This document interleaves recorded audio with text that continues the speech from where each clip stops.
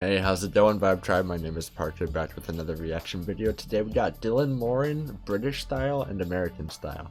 So I had put out a call for basically any comedian roasting America, because that seems to be what everybody wants to see nowadays, which is fine. I don't mind it. I can take a joke. So y'all came through. A bunch of people asked for Dylan Moran on that video, so definitely gotta check him out. Y'all seem to really want to see him, so let's get into it. Wasted at 9 a.m. in the morning, drunk when the sun comes up, now I'm lonely. Alright, let's hop into it. Before we do though, I hope y'all had a good Valentine's Day. Hope you spent it with the people you wanted to spend it with, and if not, then hopefully you can find comfort in hanging out with me today. Maybe I can make up for it if you had a bad Valentine's Day. But if you had a good one, great. Glad to hear. I had a pretty good Valentine's Day myself, so let's go. And then, you know, there's the extreme version of that idea of escape. People think they'll emigrate, and that's it. The new life will be somewhere else, much better than here. I can't take it anymore.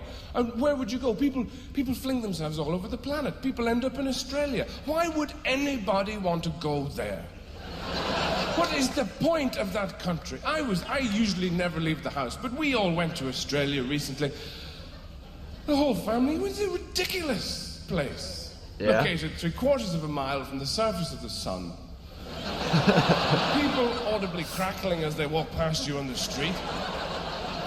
That's why they all barbecue. You don't need to cook somewhere like that. You just bring the shit out, fling it on a grill, and it bursts into flames. It's not supposed to be inhabited, and when they're not doing that, frying themselves outside, they all fling themselves into the sea, which is inhabited almost exclusively by things designed to kill you. Sharks, jellyfish, swimming knives, they're all in there.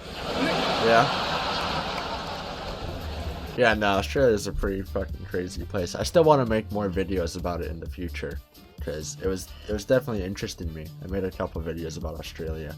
I guess I'll link those right here if you're interested in that. And I want to add to that playlist. I only have a couple of videos, but I definitely want to see more about Australia in the future at some point. And then, you know, where else? This is the new world, you know, and the other part of the new world is America. People think that's got a lot of promise. Still, even though we're all a bit funny about Americans now, a bit. Yeah. I think the reason that happened, all that bad feeling about America, is apart from everything that they've done. Yeah.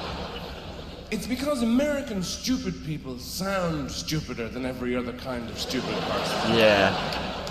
Yeah, because our stupid people are entitled to their own opinions in their own mind, and they think that because they have the freedom of speech, that means that you can't tell them that they're being stupid. But no, freedom of speech means that if you're being ignorant, I can tell you you're being ignorant. It just means the government can't get involved, you know what I mean? But, yeah, no. Entitled, ignorant people. That's Americans, right there. Some people are just thick, but you put up with them. But Americans are annoying when they're thick, because they say, well, you know, if they're talking about one of those terrible incidents that happen every other day in America, they say, well, you know, I was there, and the guy came in, and he had, like, a gun, you know, and he was, like, shooting, and everybody else was totally dead. And you just, it sounds a little divorced from reality somehow. That sounded like a Californian kind of accent that he was making fun of. So I think that's why there's this ill feeling about the place sometimes, because of everything the administration has done. You know, it's like the really bad flatmate of the world. Oh, sorry, did I break all your shit? I didn't know it was yours. Yeah. No responsibility over here. Yeah, I'll replace it sometime. With my stuff. And because it's the only remaining empire, of course. You had an empire once. Britain had a great empire. And impressively commandeered and sequestered from the rest of the world. With great style. You just marched in and said, you, and you, fuck off, we're having tiffin. And everybody sort of went, oh, right, I'm going to be off now, that's fine. And it took centuries for people to go, hang on a minute. We live here. The American style is totally different, far more insidious. Yeah. This empire is run on a totally different basis. What America does is it has a nosy in some place, some war-torn, fucked-up place, and that looks for oil or chocolate or whatever it wants. Yeah. And all the indigenous people obviously get pissed off. And they Right. begin to meet. They begin to foment. They ring each other up and say, you, Habuwa, let's meet and foment at 6 o'clock. In the local bombed-out cafe, they gather round and they say, what are we I'm doing a pan-global accent, okay? It saves time, because America gets around a lot of places. Yeah. And this represents poverty. Hey, listen. Hi. Haguga, listen. What are we going to do about the fucking imperialistic Yankee big dog, huh? What are we going to do? They come in Imperialistic here, Yankee they big fucking, dog. they look around, they take our stuff. What are we going to do? I'm talking to you. Put down the beans. Listen, what are we going to do? It's kind of... Hey, I mean, sometimes they find an answer to that question. Vietnam just said, let's go underground, and that kind of worked. So, we're not invincible, even if we think we are. Some people are smarter than us. They know how to use a shovel, you know what I mean? Pacino from China via Brooklyn. But the, And then what America does, while these people are talking, it very, very gradually builds a Starbucks around them. And then And a they all McDonald's. become addicted to latte and they lose the will to rebel. It's true, it's true. I mean, once people see that modernization, they're like, oh, this American thing ain't so bad. But it is bad. I mean, like, the fucking praying eyes of capitalism aren't necessarily great for a country. And then they turn into Americans. After a couple of weeks, the kind of people who come up to me and say, hi, I'm Irish. My grandmother was an O'Flaherty, did you know her? I always say, yes, I did. But then again, everybody did. Now that's a particular kind of American, obviously, the kind of Americans you see in Europe, who often, for some reason, seem to be very generously proportioned. And you see them in museums, blocking up the exhibits, going, what is this? Can we eat it? Where are we? Can we pee? Where are we? And yet, when you go to America, you see that it's a very, very, because it's so competitive and everything, people are ultra fashionable and very thin, really. I think the Americans you see in Europe are all the ones who stay in their apartments, get food piped in, and then they're just shipped out to Europe. But the ones over there, you see these amazing looking people. They don't look real at all, these incredibly exiguous women. I feel like, I didn't mean to cut him off, I feel like he's mainly visited California. If that's what, like, all of his views on America seem to just really be about California. He's translating that to all of America, which is fine, you know, whatever. But I tell you, you don't see, if you walk into some podunk town in like Tennessee, where I live, you're not looking at the beautiful people. You're looking at either heavy farmers, meth heads, whatever, you know, like it can be bad here, man. It can be bad. Women, you know those people who look like they can't support the weight of their own teeth in their head? But I do know who he's Stalking talking in and about. out of fashionable restaurants. I don't know what they do in there. Maybe they just rub pesto on their legs or something. And you know, they look like they weigh as much as a photograph of themselves. And very fashion conscious. But people have this idea that it's still the promised land. You know, somewhere like California, which everything is fruitful Right. and abundant.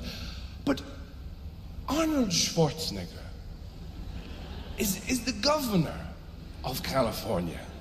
Yeah. There's a perfectly was. ordinary English sentence. How did that happen? Do you know how that happened? Because I'll tell you.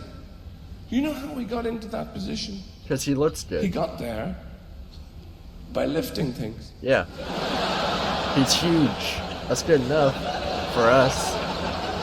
Now you and me, we avoid lifting things.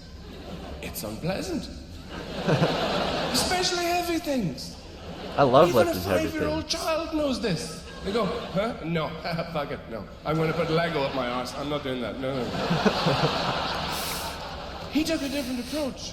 He lifted the heavy, and you know, you lift something when you have to. Piano falls on Granny. You lift the piano, because Granny has mixed feelings about the whole situation. Yeah, I bet. Sunday lunch continues. He didn't do any of that. He went right over to the heavy thing and lifted it. A lot. And put it back down and didn't move it anywhere. And then he lifted it again. A lot, Hundreds of times. Yeah. And said to the people who had stopped to observe this aberrant behavior, You should do it too. look how good I am Oh, at lifting the heavy thing yeah. in my underpants. Governor. Now that sounds a little dim. But it was they who said, you're the man. You're the one we want to deal with immigration and water rates and taxes and all that kind of shit. Yeah. Now, wait. What we need to know is, how bad was his predecessor at that job? You know, this must have been somebody who came to work covered in children's blood every morning.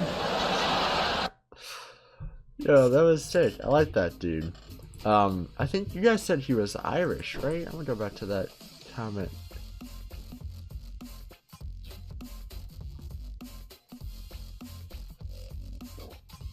Yeah, so you said he was Irish, and so, man, I think that was my first Irish comedian. That was really good. Thank y'all for showing me that. Definitely. I'm still looking for comedians roasting America. Doesn't have to be from Britain.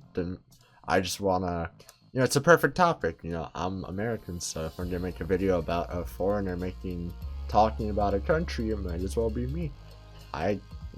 Got broad shoulders, not physically, but you know what I mean, like the saying, broad shoulders is in like you can take criticism. Criticism is good, and I don't shy away from it. So, hearing and roasts, funny shit like that, I don't mind seeing it about America because it's relatable. I make fun of those same people, so I fuck with it. You know what I mean?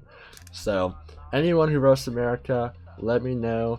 I'm gonna keep watching a couple that have already been requested on my Mickey Flanagan video, and I will see y'all there. Alright, I'm uploading 6 videos a week, so make sure to subscribe if you want to see those, and I will see y'all in the next one. Peace out, love y'all, vibes never die. All we got is a bag in the backseat. And it's love we share, not shabby at all. But the fact is we moving too fast, but the thought passed me when I got lost inside of your eyes. Cliche to